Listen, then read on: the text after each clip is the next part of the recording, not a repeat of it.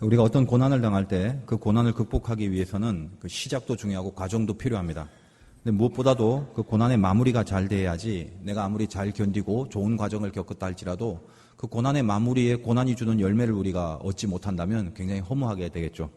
따라서 오늘 본문을 통해서 살펴보면 요셉도 오랫동안 고난을 받지 않습니까? 그 쓰디쓴 고난의 끝에 이제 형들에게 자기 자신의 신분을 다 노출하면서 마지막 그 요셉과 형들의 조우를 아주 그 클라이막스처럼 다루었던 바로 이 부분이 오늘 이 45장 전체입니다. 그래서 마지막 이 고난의 때에 아름다운 마무리를 겪었던 이 요셉의 이야기를 살펴보면서 우리 인생도 사실은 숱한 고난들이 분명히 있는 인생인데 실상은 아름다운 마무리로 끝나기를 바라시는 하나님의 요구가 또 그 기대가 있습니다. 따라서 오늘 이 말씀 통해서 우리가 고난의 말기에 또 이 고난이 어떻게 끝내야 되는가, 아름다운 마무리를 얻기 위하여 나에게 어떤 열매를 지금 확보하고 있어야 되는가, 이런 것들을 좀 살펴보려고 합니다. 그래서 오늘 이 말씀을 따라서 봤을 때 내가 정말 이 고난을 하나님의 그 뜻 가운데 아름답게 끝내기 위하여 반드시 내가 확보해야 될 것들이 어떤 건지, 또 무엇으로 마감해야 될는지, 그걸 한번 살펴보도록 하겠습니다. 첫째는 신앙의 진심이 생긴다라는 것인데, 정말 이것이 고난이 아름답게 끝나려면 그 고난의 끝엔 진심이 생겨야 됩니다. 신앙의 진심. 오늘 45장 1절 2절 보니까 요셉이 시종하는 자들 앞에서 그 정을 억제하지 못하고 소리질러 모든 사람을 다 물러가라 하고 형제들에게 자기를 알리니 그때 그와 함께한 다른 사람은 없다. 요셉이 큰 소리로 우니 애굽 사람에게 들리며 바로의 궁중에 들리더라. 사람을 다 물리쳐놓고 요셉이 눈물을 흘립니다. 형들 앞에서 더 이상 이제는 애굽의 총리라는 가명과 가식으로 대하지 않고 이 유다의 감동적인 설득을 듣고 나서 45장 이후에는 요셉은 드디어 형들의 아우인 야곱의 아들로 등장하게 됩니다. 진짜 모습으로 다가가게 된다는 것입니다. 이후로는 한 번도 이제 요셉은 애굽 총리라는 모습으로 형들을 다루지 않습니다. 야곱의 아들이라는 그 진정성을 갖고 진심으로 동생의 위치에서 그들에게 다가가고 있다는 것입니다. 어떤 고난이든지 간에 하나님이 원하시는 고난의 열매는 마지막에 보면 진심이 생기는 그 과정을 겪게 됩니다. 내 안에 정직한 영이 새롭게 되는 그 열매를 얻게 된다는 것입니다. 이 이야기를 좀 쉽게 하기 위하여 다윗의 예를 좀 들어보겠습니다. 다윗은 고난을 많이 받았지 않습니까? 그런데 어떤 고난을 당하든지 간에 다윗의 깨달음은 뭐냐면 이것이 어떤 종류의 고난이든지 간에 이 고난을 마지막으로 극복할 수 있는 진검승부, 그것이 뭔가, 이거를 항상 고난이 생길 때마다 깨닫게 됩니다. 사울에게 쫓기는 전체 인생 가운데 많은 방법을 씁니다. 차짓하면 목숨의 위협을 여러 번 느꼈지 않습니까? 생명의 위기를 당한 그때도 어떻게 하면 사울을 피할까 정말 답답하고 막 미칠 지경인데도 불구하고 그러다 보니까 연약해지고 힘드니까 이스라엘 백성으로서 하지 말아야 될 방법을 또 여러 번 쓰기도 합니다. 예를 들면 블레셋의 망명을 가죠. 그 땅은 사실은 다윗이 쳐부숴야 될 땅인데 오히려 사울에 쫓기고 있다 보니까 그냥 그 땅으로 가게 됩니다. 잘못된 선택이죠. 오죽했겠으면 그랬겠습니까? 분명히 잘못된 건 틀림없습니다만 그 심정은 이해가 됩니다. 워낙 힘드니까. 근데 그런 숱한 고난 가운데 뭘 깨닫게 됩니까? 아, 내가 지금 아무리 급해도 이것만은 아니잖아. 이런 깨달음이 오게 되죠. 그래서 이거는 승부처가 될 수 없다. 내가 이렇게 요리조리 약삭빠르게 피하는 이런 방법으로만 이 고난과 위기에 어떤 그 극복이 절대로 되어지지는 않는다. 이런 생각을 하게 된 것입니다. 그래서 결국 어떻습니까? 하나님을 의지하고 그분의 말씀에 순종하는 것, 그것만이 살 길이라는 것을 이 고난의 끝에 뼈저리게 느끼죠. 그래서 어디로 갑니까? 아둘람 굴 속으로 들어가는 것입니다. 자기의 인간적인 생각으로는 그냥 블레셋과 손잡고 그럼 대강 사울의 위협을 모면할 거라고 생각됐지만 그건 자기 생각이었죠. 그런 고난들이 계속되면서 이 고난의 끝에 결국은 어떤 깨달음과 만나게 됩니까? 하나님을 따르고 하나님 말씀에 순종하고 하나님만 의지하는, 뻔히 알고 있었습니다만 결국은 그것밖에 없다라는 고백이 터져 나와서 다윗으로 하여금 굴 속으로 들어가게 합니다. 그래서 그 굴 속에서 하나님을 추종하는 수많은 사람들이 모이게 돼서 다윗 왕가의 기틀이 되는 동역자들을 거기서 만나게 되는 그런 경험을 하게 된다는 것입니다. 이런 어떤 물리적이고 현실적인 고난도 이렇게 진검승부를 했습니다만 다윗의 인생 가운데 또 살펴보면 죄를 지었을 때도 마찬가지입니다. 많은 죄를 짓지 않습니까? 큰 죄들. 근데 특별히 그 바세바를 범한 사건 속에서 사실 이스라엘의 왕의 신분으로는 얼마든지 변명과 핑계가 가능합니다. 아, 내가 왕인데 그거 갖고 누가 뭐라고 하겠습니까? 나단 선지자가 지적할 때도 뭐 그럴 수 있는 거지. 그냥 뭐 다음부터 안 할게요. 이렇게 대강 넘어가도 될 문제였고 또 그거 갖고 어떤 본격적인 시비를 걸 만한 그런 사람들이 없었습니다. 어떻게 왕의 신분에 도전을 하겠습니까? 그러니까 이게 쉽게 넘어갈 수도 있는 문제겠죠. 그런데 어떻습니까? 하나님이 다윗을 볼 때 참 합당하게 여기는 그 부분이 바로 그런 겁니다. 죄를 지어서는 안 되겠지만 짓고 나서라서 그것을 회피하거나 변명하지 않습니다. 그래서 그 앞에서 나단 선지자의 지적을 받고 침상에 눈물을 흘리며 회개를 하지 않습니까? 나를 주님 앞에서 멀리하지 마시고 주의 성령을 내게서 떠나게 하지 마옵소서. 그렇게 기도하면서 회개라는 방법으로 그 죄의 문제와 죄의 고난을 부닥쳐 나가더라는 것입니다. 그리고 내 안에 정직한 영을 새롭게 해달라고. 가식으로 가면으로 요리조리 피하는, 그래서 모면하려고 하는 것이 아니라 내 안에 정직하게 회개의 영을 부어주시고 잘못한 것에 대하여 지적받게 해달라고. 그런 모습으로 진검승부를 하더라는 것입니다. 그래서 다윗의 경우를 보니까 고난이라는 것은 현실적인 문제로 오는 고난이든 아니면 영적인 죄 이런 것을 통해서 오는 고난이든 간에 어떤 고난이라도 결국은 신앙의 진심이라는 방법으로 해결하고 극복할 수밖에 없도록 하나님이 다스리고 있다는 그 사실과 만나게 된다는 겁니다. 우리도 마찬가지입니다. 인생 살면서 여러 가지 경우에 고난이 있습니다만 고난을 당할 때마다 기억할 것이 있습니다. 지금 뭐 고난 중에 있는 분도 많겠죠. 이 고난이 있으면 기도가 나오지 않습니까? 평소에 신앙생활 하신 분들은. 또 기도의 훈련이 안 됐다 할지라도 사실 우리가 고난을 당하면 하다못해 탄식과 한숨 소리가 나오게 돼 있다는 겁니다. 하나님 못 살겠습니다. 뭐 하나님을 찾지 못하는 신앙일지라도 인생이 왜 이러냐 하면서 막 푸념하고 막 탄식이 나오죠. 그래서 어떻게 하든지 간에 이 고난에 대해서 일단 몸부림치는 과정이 있습니다. 근데 결국 어떻게 됩니까? 그러다가 마지막으로는 가다 하나님 앞에 나와서 눈물을 흘리게 되는 기회를 우리는 만나게 됩니다. 사실 여기서 신앙생활 하면서 예배드리는 대부분의 사람들이 그런 인생의 영적 경험을 하지 않은 사람 거의 없습니다. 힘들고 그럴 때 주님 앞에 나서 흘리는 눈물. 우리가 눈물을 흘릴 때는 언제 흘리냐면요. 한계를 만나야 됩니다.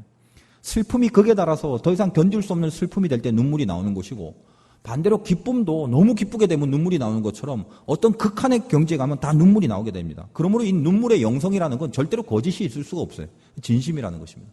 오늘 요셉도 그들 앞에서 형들 앞에서 좀 울지 않습니까? 큰 소리로 우니 막 애굽 사람이 다 들을 정도로 그 속에서 나오는 진심이 뭡니까? 이제는 총리의 가면을 쓰고 나가는 것이 아니라 당신들의 아우인 나 요셉의 그 모습으로 지금 이제 나가는 것입니다. 자기를 폭로하는 것입니다. 자기 정체성을 드러나고 그래서 그 안에 깊은 진심들이 전부 다 우러나오는 그 상징으로 눈물이 나오게 되더라는 것입니다. 하나님이 우리에게 고난을 주시는 이유 중에 참 중요한 것은 뭐냐면 바로 그 고난을 통해서 결국 우리가 마지막에는 진짜 신앙으로만 살아갈 수 있도록 그렇게 하게 하시는 것입니다. 그래서 성경은 고난을 때로는 기뻐하라고 이 고난에 감사할 줄 아는 사람으로 우리를 부르고 있다는 것입니다.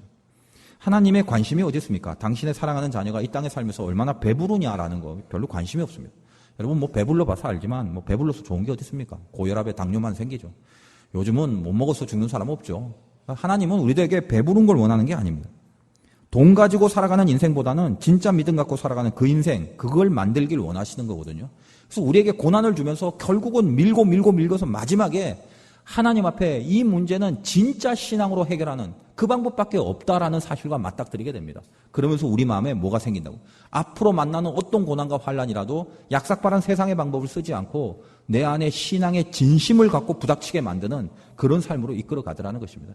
이것이 아름다운 고난의 마무리입니다. 여러분 혹시 고난 가운데 있거나 혹은 뭐 고난의 지금 뭐 마무리가 어떻게 되는지는 모르겠습니다. 다들 과정들이 다 있으니까. 그러나 이것이 아름답게 끝나기 위하여 내 속에 확보될 것이 신앙의 진심이 생기느냐 아니냐. 이걸로 판가름하면 틀림없더라는 것입니다. 어떤 고난이라도 만약 내 속에 그런 믿음의 진심이 생기지 않았다면 절대로 그 고난은 정리되는 것이 아닙니다. 목회를 하면서 가끔 뭐 이런 생각이 들 때가 있어요. 주변에 이제 고난을 갖고 뭐 기도하고 이러지 않습니까? 근데 이렇게 이 고난이 대강 풀려버린 사람들이 있다고요. 그러니까 무슨 말이냐면 고난이 있기 때문에 기도를 대강 이렇게 합니다. 적당히 노력하고 적당히 애를 씁니다.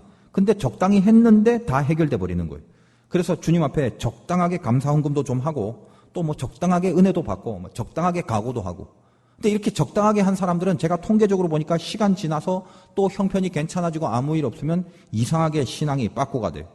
그래서 그 적당하게 했던 것마저도 다 없어져 버리는 그렇게 떨어지기도 하더라는 것입니다. 그런데 오히려 좀 더 혹독하게 당하더라도 그 사건을 통해서 확실하게 신앙을 붙잡을 수 있는 케이스를 볼 수 있게 됩니다. 제 마음속에 어떤 생각이 드냐면 어차피 고난이라는 것은 하나님이 허락한 이상 고난 자체에는 별 능력이 없다고요. 하나님이 허락한 고난은 고난 그 자체의 능력이 있어서 그 고난이 우리를 집어삼키고 절대 그럴 수 없습니다. 하나님의 허락가심이 있거든요. 그래서 어떤 고난이든지 간에 분명히 하나님의 뜻 가운데 하나님이 풀어주시는 건 틀림없어요. 그러니까 중요한 건 뭐냐면 적당히 풀어갖고 적당히 해결되고 적당히 끝나는 게 중요한 것이 아니라 이 고난을 통하여 내 속에서 신앙의 진심, 무슨 문제든지 간에 믿음의 진심을 갖고 그거 갖고 풀어야 된다라는 생각을 하는 그 결과를 낳는 게 훨씬 중요한 것입니다. 인간적으로 본다면 적당하게 고생하고 적당히 푸는 게 제일 행복한 것 같죠. 근데 절대로 그렇지 않습니다. 하나님의 목표는 우리를 만들어 가시는 거기 때문에 조금 심하더라도요, 내 마지막 결론이 어떤 문제든지 간에 믿음의 진심으로만 풀어야 된다라는 그런 각오와 깨달음이 내 속에 확 있게 되면요, 그게 사실은 신앙에 있어서 귀한 신앙의 열매들하는 것입니다. 제가 그런 아무튼 생각을 많이 해요. 그래서 많은 사람들이 있지만 좀 혹독한 고난을 당하면 마음은 아프지만 계속 깊은 곳에 안도함이 있습니다. 왜? 하나님이 진짜 만들어가는구나. 다른 거 아무것도 붙잡지 못하게 만드시는구나. 하나님은 그 사람을 진짜 사랑하는구나. 이런 마음이 들어오더라는 것입니다. 근데 외려 적당히 해결되면 기분은 좋은데 근데 조금 더 불안해져요. 아, 이게 또 언젠가 풀어지겠지. 언젠가 또 떨어지겠지. 이런 생각이 들기도 하더라는 것입니다.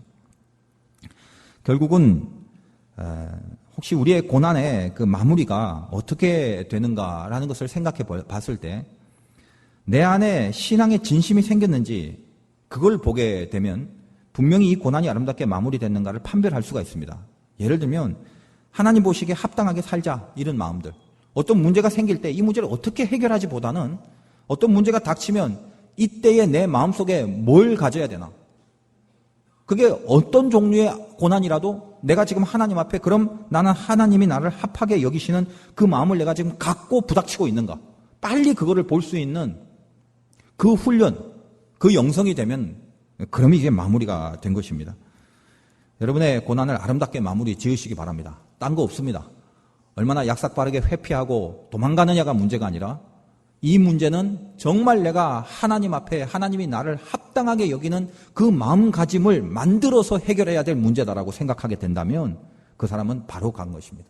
오늘 요셉도 마지막에 눈물을 쏟으면서 이제 자기의 진심을 갖고 형들에게 다루게 됩니다. 이것이 마지막 고난의 아름다운 열매라는 것입니다. 그리고 두 번째로는 또 무엇이 있냐면 영적인 해석이 생긴다는 것입니다. 하나님이 주신 고난의 마무리는 항상 나에게 영적 해석력을 줍니다. 이 해석이라는 게 굉장히 중요한데 45장 5절부터 8절에 보니까 요셉이 형들에게 이런 얘기를 합니다. 당신들이 나를 이곳에 팔았다고 해서 근심하지 마고 한탄하지 마소서. 하나님이 생명을 구원하시려고 나를 당신들보다 먼저 보냈다. 이 땅에 2년 동안 흉년이 들었으나 아직 5년은 밭갈이도 못하고 추수도 못한다.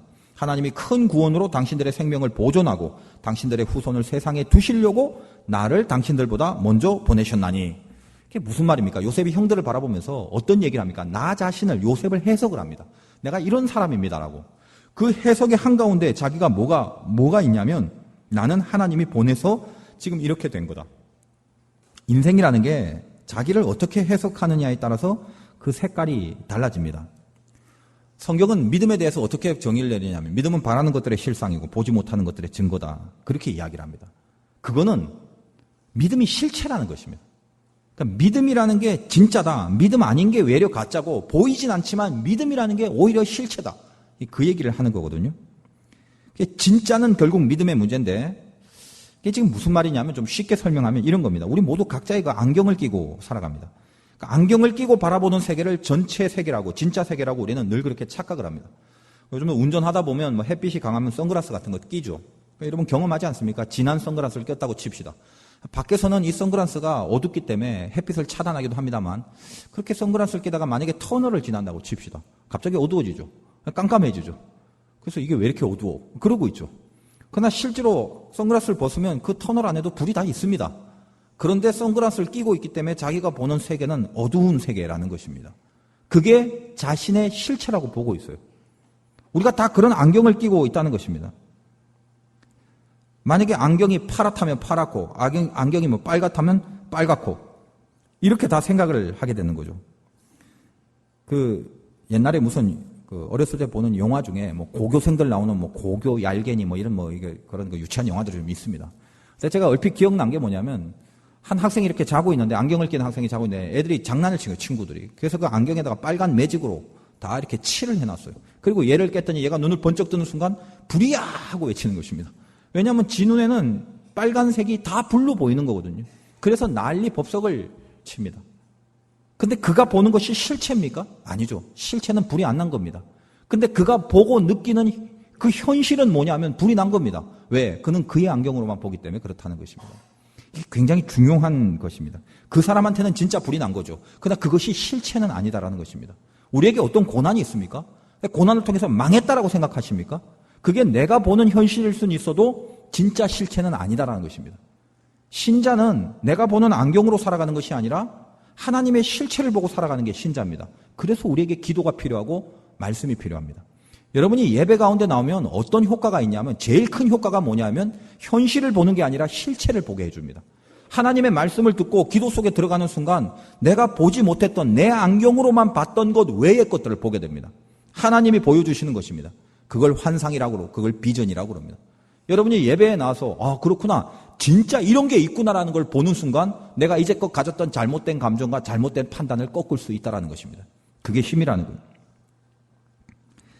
그래서 우리가 깊이 깨달아야 될 게 그러므로 우리 모든 인식의 근거에는 진짜를 바라볼 수 있는 인식의 근거에는 분명히 믿음이 있구나. 가만 생각해 보면 틀림없다라고 생각하는 것들도 의심하기 시작하면 사실 세상에 자명하고 틀림없는 것은 하나도 없다라는 걸 알게 됩니다. 뭐 예를 들면 이런 게 있어요. 뭐 집에서 아버지하고 평생 살아간 아버지가 있다고 싶다. 진짜 아버지인데. 근데 어떤 사람이 딴지를 겁니다. 왜 진짜 아버지냐? 뭘 보고 뭘 믿고 아버지라고 그러냐? 뭐 이제까지 같이 살았으니까. 아니 같이 산 게 뭔데 뭐가 아버지인데? 어떻게 해서 그 아버지가 네 진짜 아버지야? 아니 내가 호적에 그렇게 돼 있게 되면 호적이야 속일 수 있지.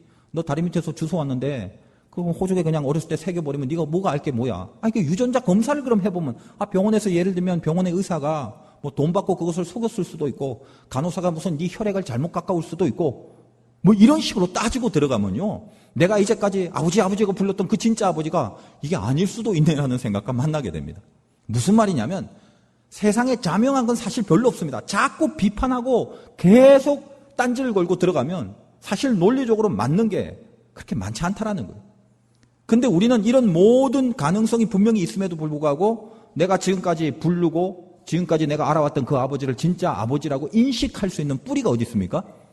믿음입니다. 믿음. 믿기 때문에 결국은 아버지라고 말하는 게 마지막이라는 것입니다. 이해가 안 되실 수도 있는데 비행기 타는 거 한번 생각해 볼까요? 여러분 비행기 타면 만약에 떨어진다. 비행기가 폭발했다고 칩시다. 죽습니까? 살겠나요? 죽겠나요? 비행기는 거의 다 죽습니다. 살 방법이 없습니다. 근데 떨어질 수 있을까요? 폭발할 수 있을까요? 비행기가 고장나서 추락할 수 있을까요? 없을까요? 당연히 있죠. 근데 우리는 타요, 그거를. 참 신기하지 않습니까? 혹시 이 중에는 뭐 비행기 혹시 타면서 떨어지는 거 아닐까 하면서 뭐 두려워하는 사람도 있었을 것입니다. 근데 타지요. 그게 100% 고장이 안 나고 추락이 안 된다는 보장이 전혀 없어요. 근데 우리는 탑니다. 왜 탈까요, 그런데? 딴 거 아무것도 없습니다. 내가 탄 비행기는 추락 안 할 거다라는 그 믿음 때문에 그냥 타는 것입니다. 좀 의심이 되고 불안하지만 그걸 더 믿기 때문에 타는 겁니다. 가만 보면 사람이 맞다라고 생각하는 그 마지막 뿌리에는 전부 믿음이라는 게 있다고. 그래서 모든 것은 이 믿음이 인식의 근거입니다. 예전에 그 코미디언 구봉서 씨라는 분이 있죠. 유명한 코미디언. 그분이 그 연예인 교회를 다닐 때 성경 공부를 했다고 그래요. 그 에피소드 뭐 다 알고 계시죠? 성경 공부를 하는데 뭐 동정녀 탄생, 마리아가 뭐 성령의 잉태를 통해서 났다. 많은 사람들이 못 믿겠다. 성경이 뭐 이렇게 거짓말이 많냐? 이걸 믿어야 되나 말아야 되냐고 막 토론이 일어났다고 그래요. 그때 구봉서 씨가 한마디 딱 던지면서 평정을 했다는 거예요. 뭐라고 했냐? 아, 마리아 남편인 요셉도 가만히 있는데 니들이 뭐라고 지랄이냐고 그렇게 얘기를 했다는 거예요. 제가 그 말을 들으니까 너무 웃기기도 하고 한 번씩 다 들어보시지 않았습니까? 우리는 다 비판하고 비난하고 회의와 의심 천지입니다. 뭐 그거 갖다 붙이면 뭐 한도 끝도 없죠. 결국 믿음이라는 거예요. 마귀는 거짓의 영입니다. 거짓이란 무기를 갖고 있어요.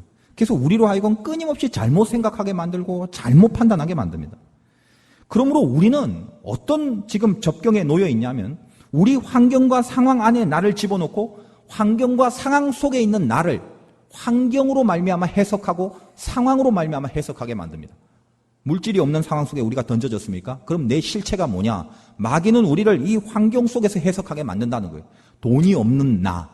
그래서 비전이 없고 소망이 없고 괴로운 나. 이것이 내 운명인 나. 이렇게 판단해버리게 됩니다.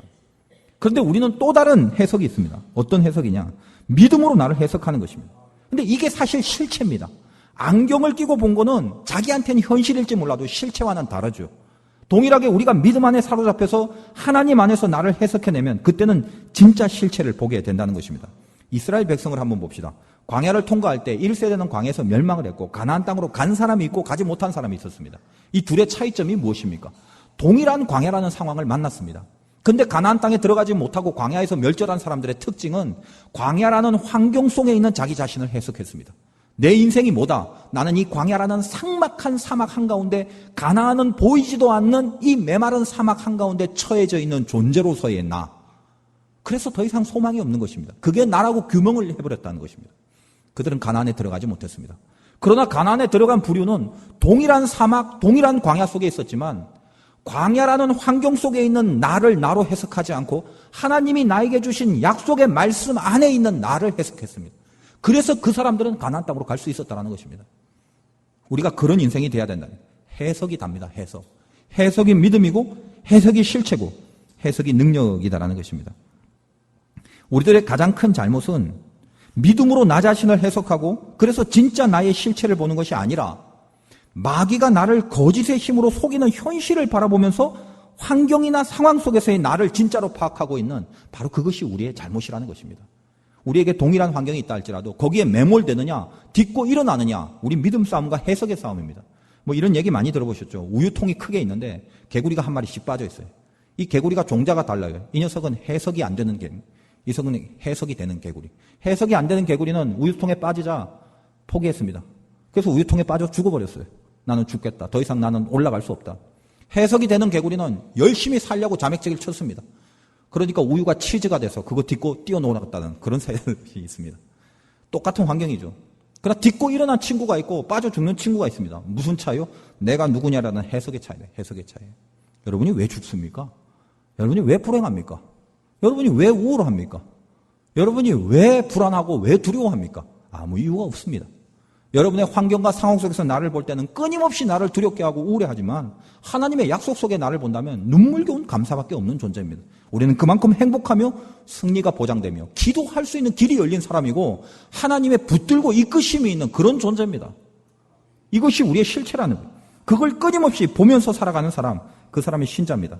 요셉은 지금 자기가 애굽에 팔려온 곳이 하나님의 뜻 안에 있다고 고백하지 않습니까? 왜 내가 이렇게 된 줄 알아? 형들이 나를 팔았는데 이게 형들이 판 게 아니야. 하나님이 나를 미리 보내서 이 애굽과 이스라엘의 기근을 다 해결하고 모든 것이 합력하여 선을 이루려고 내 인생을 이렇게 하게 만든 거야. 이 고백을 하고 있다는 겁니다.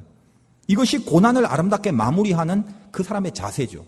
만약 요셉이 달리 해석을 할 수 있다고도 봅니다. 예를 들면 인생 살다 보니까 재수가 없어갖고 형들이 나를 죽이려고 했어. 아 정말 나 죽을 뻔했어. 근데 그냥 요행이도 다행히도 그냥 내가 조금 그때 운이 좋아서 그때 내가 노예로 팔려가고 그러니까 내가 옛날부터 좀 실력이 있잖아. 꿈도 이렇게 막 해몽하고 이러니까 내가 좀 실력이 있다 보니까 이거 붙잡고 내가 지금 총리가 된 거니까 난 참 운이 좋은 사람이야.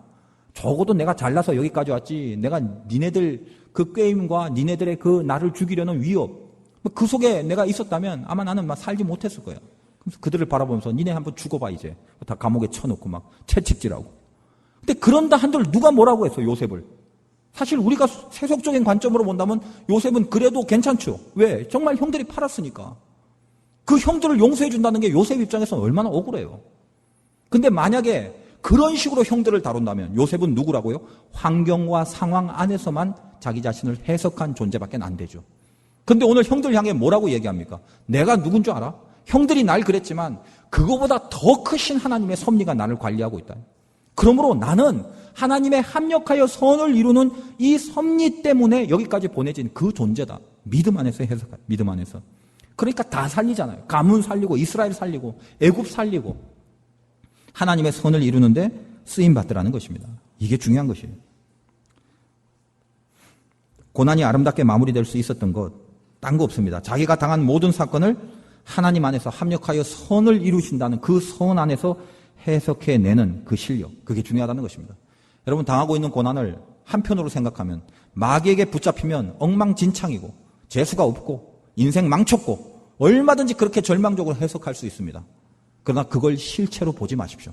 오늘 이 예배를 통하여 깨달아야 될 것이 무엇입니까? 내 생각과 해석은 마귀가 붙잡은 것이 아니라 성령이 붙잡고 있다.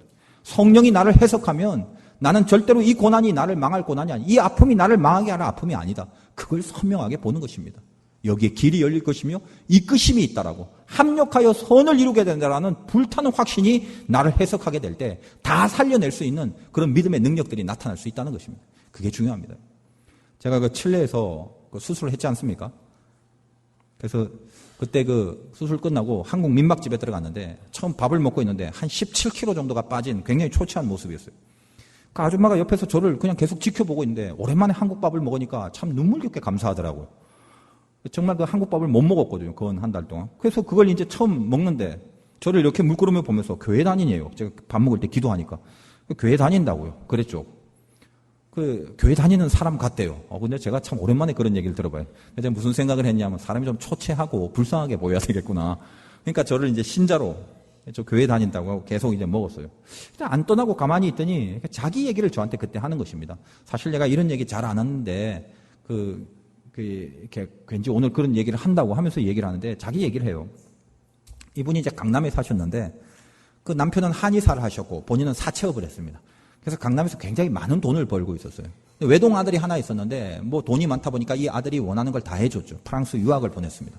근데 그 아들이 워낙 신앙이 좋아갖고 엄마한테 계속 전도를 하고 교회 다니라고. 근데 그 집은 가정적으로 뭐 기독교 집안이 아니지라 너나 다니라고 하면서 전혀 교회하고는 상관없이 살았대요. 근데 그 아들이 그렇게 신실하고 참 착하고 그렇게 예수를 전하고 늘 그랬다는 거예요. 근데 이 아들이 프랑스에 유학 가서 그 젊은 나이에 교통사고로 즉사를 하게 됩니다. 그래서 그 프랑스에 있는 아들의 장례를 치르는 그 장례의 행구를 바라보면서 얼마나 터져 나오는 오열이 있겠습니까? 그래서 이제 집사님인데 이 아줌마가 그 장례의 관을 보면서 터져 나오게 오열을 하는데 갑자기 속에서 시커먼 연기 같은 게 입 바깥으로 나가더래요. 그러면서 난생 처음 하나님이란 단어가 자기 입에서 나오더라는 것입니다. 그때부터 이분이 예수를 믿었어요. 그리고 가정이 기독교인이 되고 그 칠레에서는 교회 다니면서 이제 집사님으로 잘 섬기고 봉사하고 있습니다. 그 얘기를 하더라고요. 제가 밥을 먹으면서 그때 이제 하나님이 주신 저에게 감동이 있어서 우리는 다 알고 있는 그런 어떤 내용일지는 몰라도 제가 그분께 그런 얘기를 했어요. 집사님, 제가 이렇게 가만히 듣고 보니까 다 하나님의 뜻이 있는 것 같습니다. 성경에도 바라보면 수많은 사람들이 살지만 사실 하나님이 봤을 때는 얼마나 이 땅에서 10년 더 살고 20년 더 사냐 그건 문제가 아닙니다. 그분은 영원하신 분입니다. 우리가 언제 죽더라도 우리의 영혼을 영원까지 보장하시는 그분입니다. 10년, 20년, 뭐 100년, 200년 그게 그렇게 중요한 것이 아닙니다. 성경을 보면 하나님 앞에 특별히 존귀하게 쓰임받은 사람들은 일찍 데려간 케이스들이 서다합니다. 특별히 창세기 앞에 보면 에녹 같은 사람이 다른 사람 900살 가까이 살았을 때 지 혼자 3분의 1밖에 안 되는 그 삶을 살다가 하나님이 바로 불러가셨습니다. 그러나 그 에녹의 인생은 하나님이 동행하였더라라는 아주 존귀한 인생이었다는 것입니다. 엘리야도 마찬가지입니다. 그렇게 쓰임받고 있다가 젊은 날에 하나님께서 바로 들고 올라가셨습니다. 인간적으로 본다면 더 오래 살고 뭐 한 100년, 200년 살아서 더 많은 일을 하면 얼마나 좋겠습니까? 그게 다 우리의 생각이죠. 그러나 전능하신 하나님, 영원하신 하나님이 그들을 건져 올릴 때는 거기에는 뭔가 우리가 생각하지도 못한 더 지고하고 존귀한 가치가 있지 않겠냐 이거예요. 그래서 제가 그 집사님께 그 아드님이 그렇게 신앙생활 잘한 것은 하나님께서 그를 사랑하시고 이뻐하셔서 데리고 간 거 외에는 아무런 이유가 없습니다. 걱정하지 말라고. 그리고 그 아들의 죽음 때문에 물론 인간적인 슬픔은 분명히 압니다만 집사님 구원 얻으셨죠. 남편 구원 얻었죠. 가문이 하나님 앞에 되살아났죠. 아들 또 만날 날이 있을 거 아니겠습니까? 하나님이 귀하게 여기는 아들이라고 제가 그 얘기를 해줬어요. 근데 이게 뭐 그렇게 어려운 내용은 아닌데 그분이 은혜를 받아보셨어요. 거기서. 그래서 저한테 뭐라고 하냐면 하나님이 그땐 저를 선생님이라고 그래요. 그때부터는.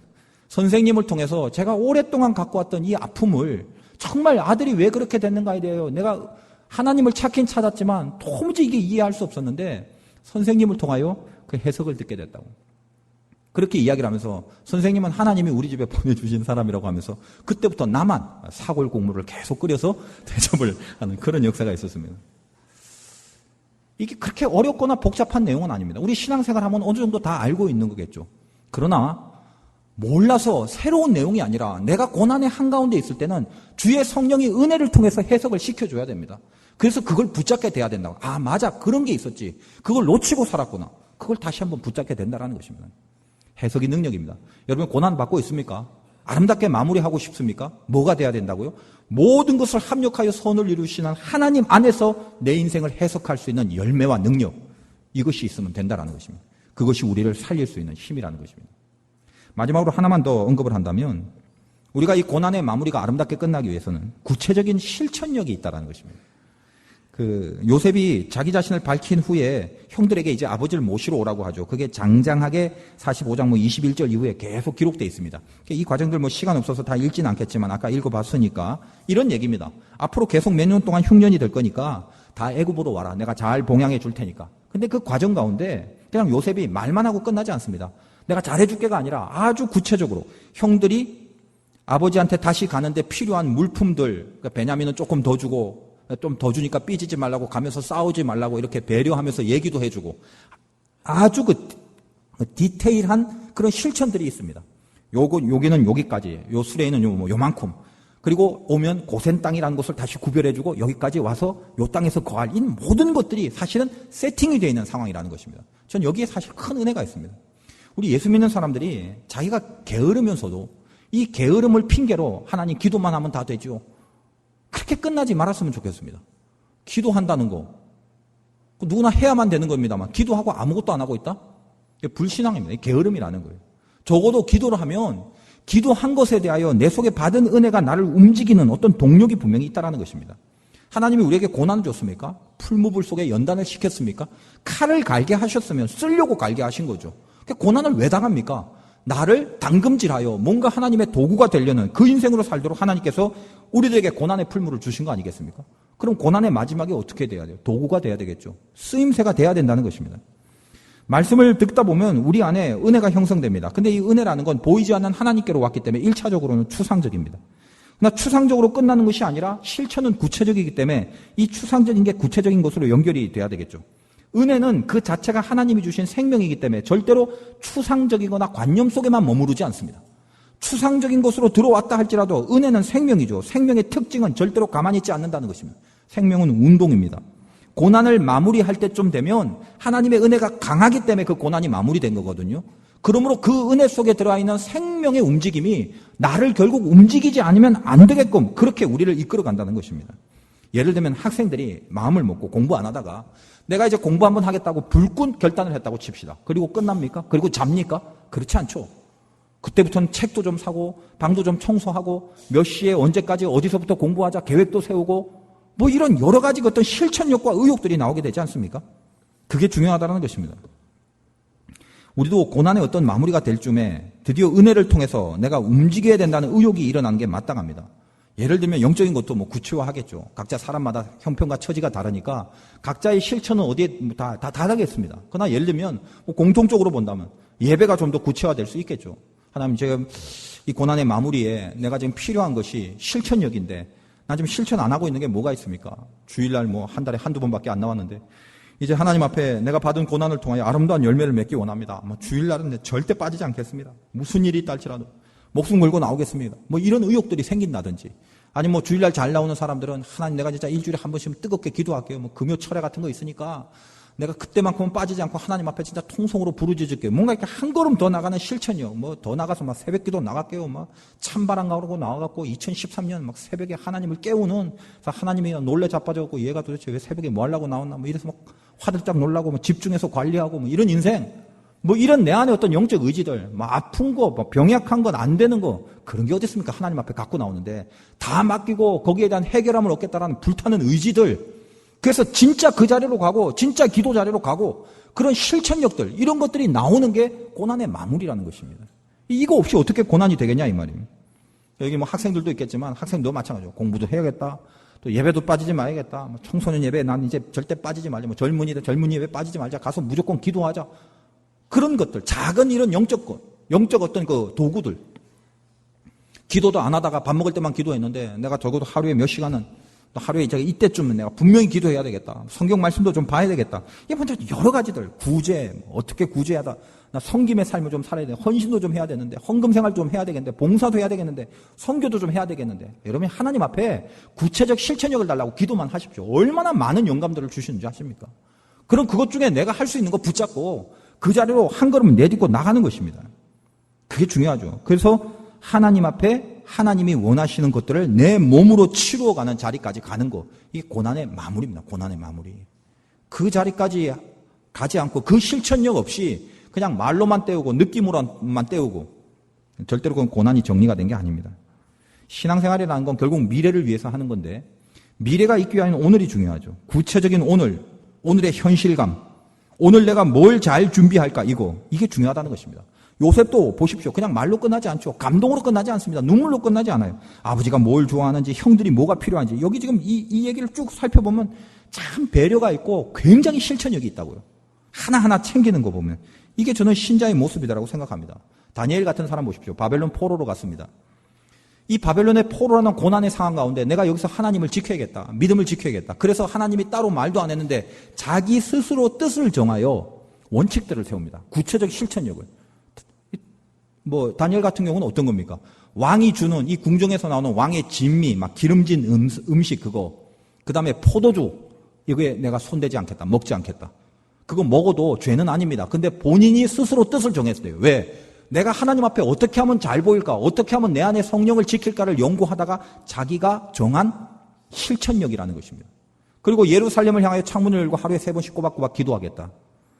꼭 창문 안 열고 해도 되고, 꼬박꼬박 무슨 무릎 꿇고 안 해도 되고, 다 각자 알아서 해도 되는데, 자기가 이것을 정하려고 구체적인 실천력을 의욕적으로 그 의욕적으로 내어둔 그 실천을 목숨을 걸고 지키는 자리까지 가지 않습니까? 그러니까 다니엘은 사자도 어찌할 수 없는 하나님의 능력에 사로잡히는 그런 인생이 되다는 것입니다. 그럼 고난이 있습니까? 사인과 메시지가 있겠죠. 그리고 그 고난을 아름답게 끝내야 되지 않겠습니까? 여러분이 구체적인 실천력이 생기길 바라요. 왜 아직도 그거 하고 있습니까? 왜 아직도 그걸 못 끊고 있어요? 또 언제까지 그거 계속하고 있을래요? 이 자리에 나오면서 자기가 하나님 앞에 끊고 결단한 건 하나도 없으면서 뭘 그렇게 바라는 게 많아요? 그러면서 안 된다고 그러고. 그런 이상한 생각과 이상한 논리로 신앙생활 하지 마십시오. 하나님 공평하신 분입니다. 그럼 정직하십니다. 하나님 앞에 다가가고 하나님 앞에 애쓴 만큼 하나님 기억하시는 분입니다. 틀림없으신 분이에요. 예배 자리에 나왔으면 어떻습니까? 고난의 자리에서 고난을 느꼈으면 여러분 어떻게 해야 됩니까? 구체적인 실천의 자리까지 가셔야 된다는 것입니다. 저는 오늘 이 한 시간을 통하여 여러분 마음속에 이거 끊어야 된다고 생각하는 거 분명히 끊는 결단이 있기 바라고 그 능력이 생기길 원합니다. 여러분이 하지 말아야 될 생각, 하지 말아야 될 감정, 하지 말아야 될 행동, 사람의 단계도 있거든요. 육적 행동부터 끊고 심적 행동을 끊고 영적 행동을 끊어야 되는 것인데 지금 보면 육적 습관 속에 또 아직은 못 끊는 사람들이 있다고요. 어떻게 해야 됩니까? 언제까지 그렇게 살래요? 그러면서 교회를 왜 나와요? 하나님만 볼 때 뭔가 하나님이 봤을 때 기뻐하고 흐뭇한 조건들이 세워지는 거, 이 기쁨이, 이 행복이 있어야 될 거 아닙니까? 고난이 있었다면 여러분이 이 구체적인 실천력을 하나님 앞에 세우는 것으로 아름답게 마무리하시기 바랍니다. 오늘 요셉 바라보면서 내 인생의 고난이 아름답게 열매 맺기를 원합니다. 주님 앞에 기도하는 시간 되시기를 주의 이름으로 축원드립니다.